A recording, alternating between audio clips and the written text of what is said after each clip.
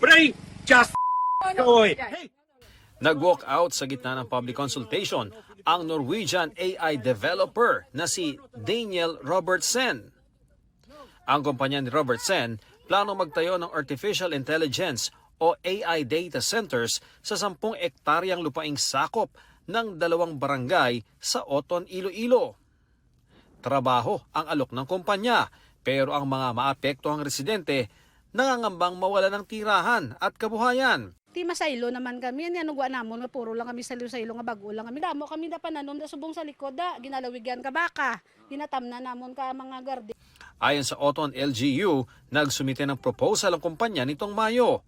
Sa iya, kay Mr. Daniel Robertson, nakakuha na siya sa certification sa ILECO, nga makaprovide ng ILECO. Sa iya, may initial talk sila sa MPIW, MIWD. Muna ang isa ka concern nila, nga ti sa amon gyapon man dalom duta, kwao ng tubi. We need a scientific study for that. Dati pa may mga data center sa mga computer at server nito. Dumadaloy at naiimbak ang mga data o digital na impormasyon, pero lumaki ang demand sa mga ito sa pag-usbong ng AI. Matakaw ito sa kuryente para tumakbo at mapagana ang mga cooling system para hindi mag-overheat. Sa Amerika, ipinagbawal sa New York State ang pagtatayo ng bagong data centers habang ipinatigil muna sa Texas ang pagkabit ng mga data center sa state power grid para ma-audit ang magiging konsumo.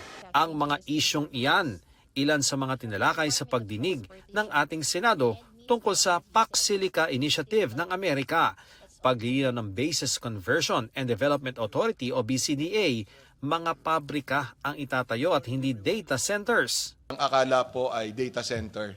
Hindi po, it will be the components that go into the data center. So manufacturing po ito? Manufacturing po, yung dun sa Clark. Gagawa rin daw sila ng sariling source ng tubig at kuryente para sa pasilidad.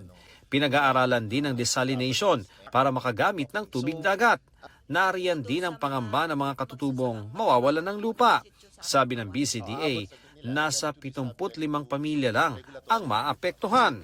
Bagay na kinontra ng kinatawan ng indigenous peoples. Ang pinag-uusapan lang po kasi natin na 75 houses, isang sitio lang po na nasa loob po ng mismong proposed Pax Silica site. Yes. Pero yung pong perimeter po nung pinakita nilang Pax Silica site, 2 pong IP communities ang katabi. And of those 2 IP communities, 182 farmers po will be displaced. Ang census namin talaga dun sa Sapang Kawayan, asa 1,000 kami.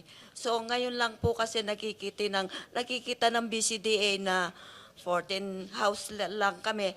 2013 pa po yung census nila. Isa rin sa idinaing sa BCDA ang maapektuhang libingan ng mga ninuno ng mga katutubo. Well, andun din po yung burial ground ng mga kanununuan namin. Opo. Well, yan ho yung mga kailangan Yun po ang nating... pinaninindigan namin, kaya ayaw namin pong umalis doon. Ang barangay naman po kasi nila malaki, so hindi po sila aalis sa barangay nila. So iuusap lang po sila. Yung mga burial ground, hindi ho dapat talaga ginagalaw yan, no? Baka kung ma-identify naman, baka pwede tayo mag-maintain ng IP cemetery sa gitna ng facility. Pangako ng BCDA, may maayos na paglilipatan ang mga maapektuhan. Babayaran din ang mga magsasaka. Pupulungin din daw nila ang mga Tarlac at Region 3 officials.